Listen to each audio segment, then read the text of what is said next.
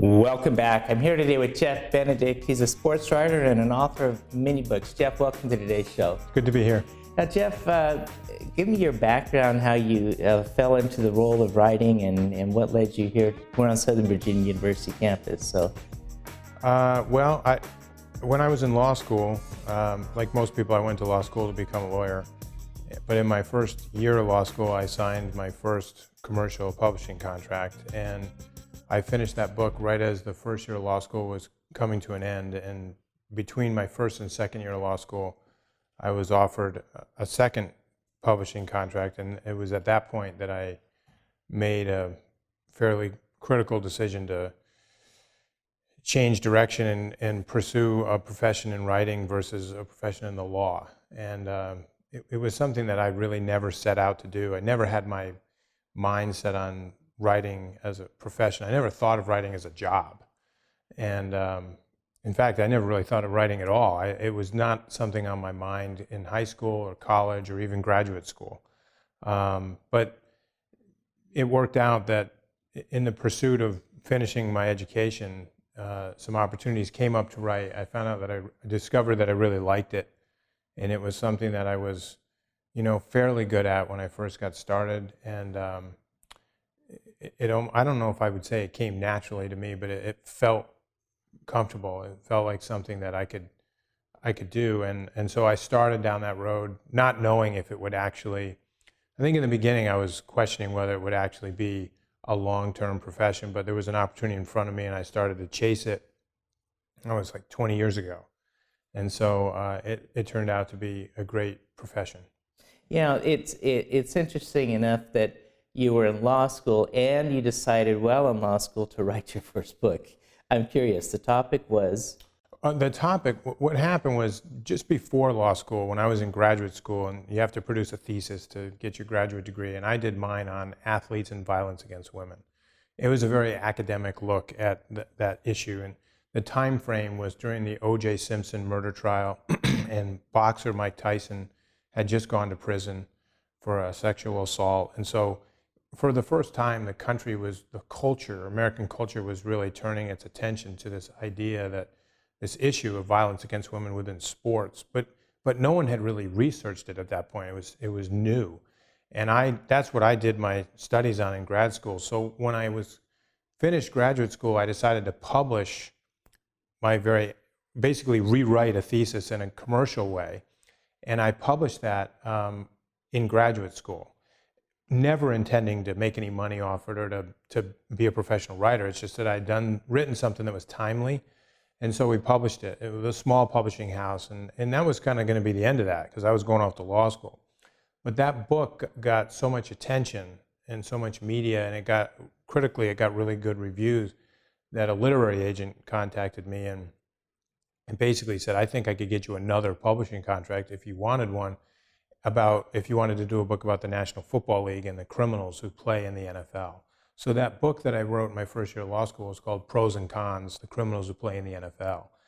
And that was my first commercial deal, and that's what really changed the direction of my career track, because that book did extremely well, and it put me on a path to do something quite a bit different than what I thought I was going to do. It's interesting, these topics, it's in some way they're very controversial. I'm going to go write out a book on all the criminals in the NFL, and you would think that, how do I know this is going to work? I mean, how do you assess how to approach the book and to make sure that when you're taking the time for this, that it will be a success? Well, with that book, I was offered a contract up front, which is usually how it works in publishing, is if the idea is commercially viable to a publisher, then they give you a contract and pay you up front. I was, at that point, I was like, I'm in my first year of law school. My wife and I, we had just had our first child. We just bought our first home, which was a little condo in Boston. We were financially being stretched as far as you could imagine. And so I didn't really have time to think about what if this doesn't work in terms of the book idea itself. All I knew was that a publisher thought it was going to work and they were paying us up front. It wasn't until after that book came out and I had to do my second commercial deal that I started to understand how publishing works in terms of the author needing to come up with an idea, pitch it to a publishing house, the publishing house review it and decide if it's going to be commercially viable. And that's actually a really big part of what authors do, is coming up with ideas that are not only interesting to the writer, because you have to be able to put your passion into it for 2 years to write it, but it's also got to be interesting to enough people and enough consumers that they'll want to buy it, and it has to be viable to a publisher. So there's various parties that have to all see this project as viable. Sometimes you're not right. Sometimes you go down the road to do a book, and then the book comes out and it doesn't sell. And in fact, that happens a lot. And sometimes it goes the other way. You have a great idea, but the publishers don't think it is, and so they don't publish it. Jeff, I need to take a quick break. We'll be right back after this message. More with Jeff Benedict, sports writer, book author. I love fishing, with my family. I think it would be easier to use a net. It was so much fun. The times when we are together, it makes it all the more worth it. Having Dad teach them how to cast a fly rod, and as long as we're doing stuff together, we're having fun. Some people see a father and a son fishing together, while others see a succession plan.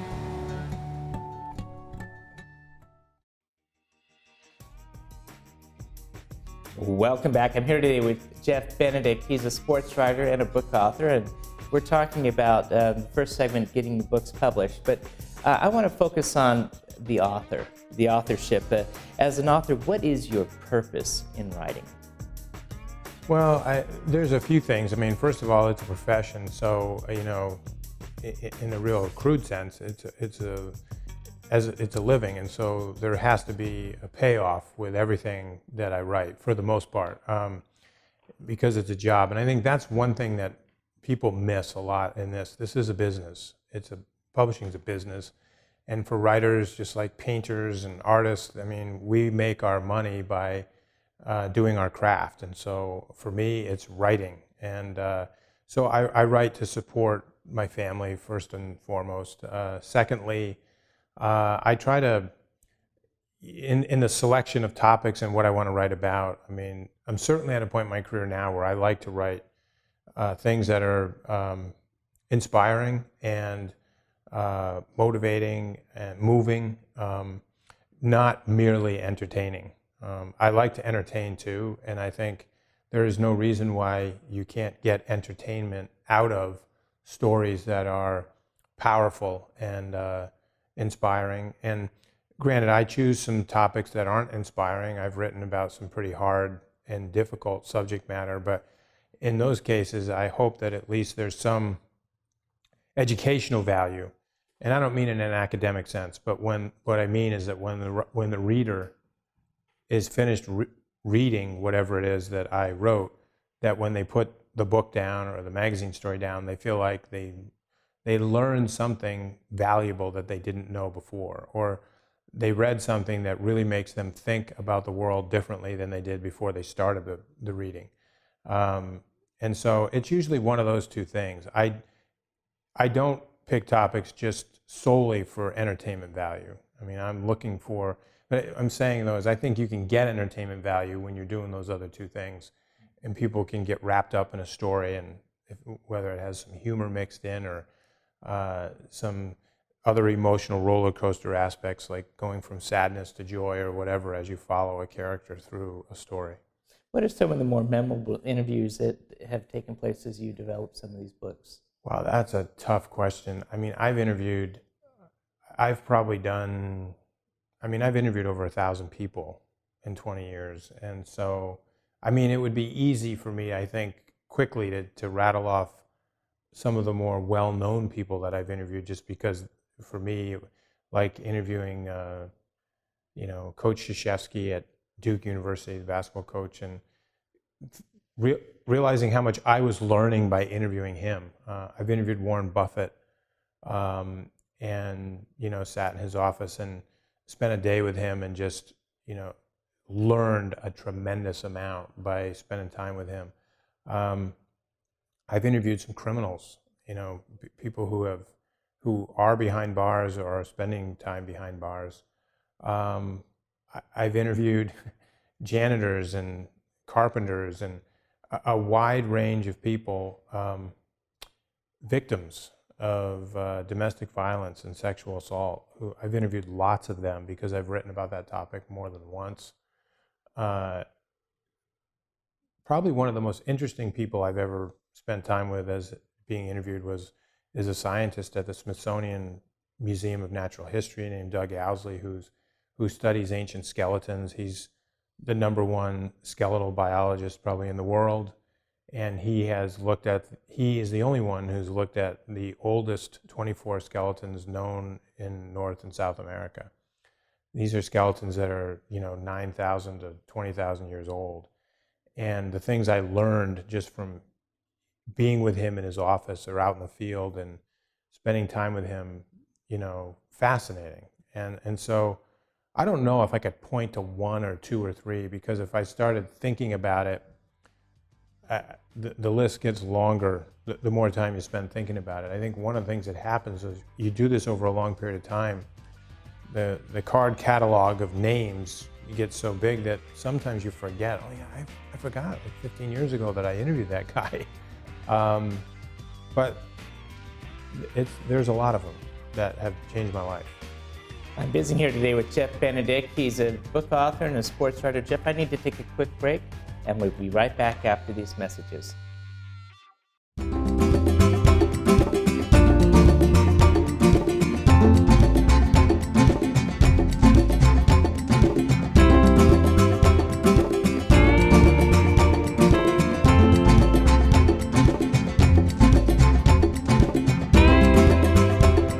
Since you can't take your wealth with you, spend time with your family.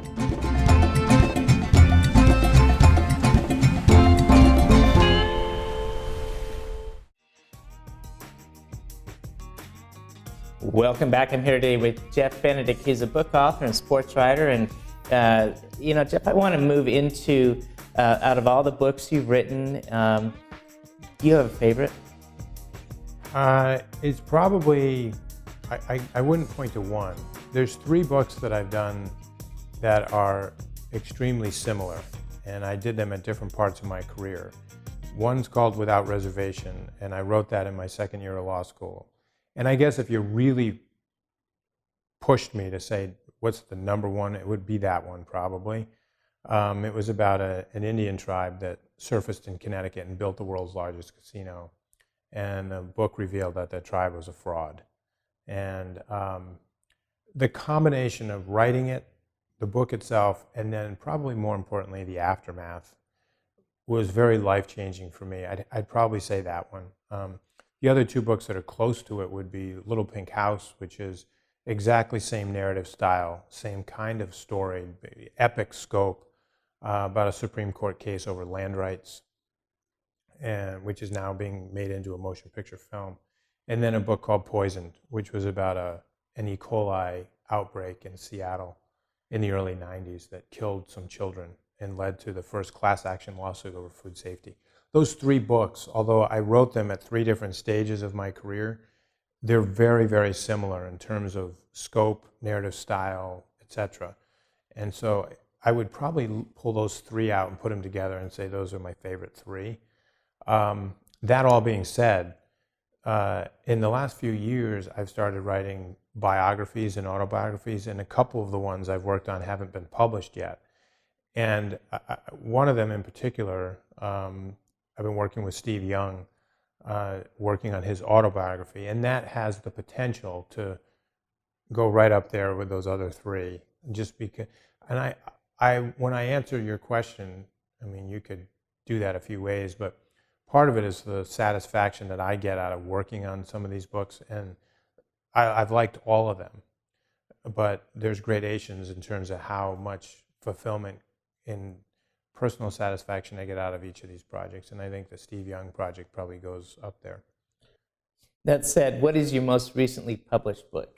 Most recently published is The System, The Glory and Scandal of Big Time College Football, which I absolutely loved. Writing, working on. It was absolute fun to work on that book. And that's why I almost feel guilty not including that in the list of favorites. And that book was a New York Times bestseller, which is terrific. It's now being made into a television drama for cable TV. So it was a great project and book to work on. But that's my most recent one that was published. Now, what is your most noted story of all the stories that you've written? Noted as in, what do you mean by noted?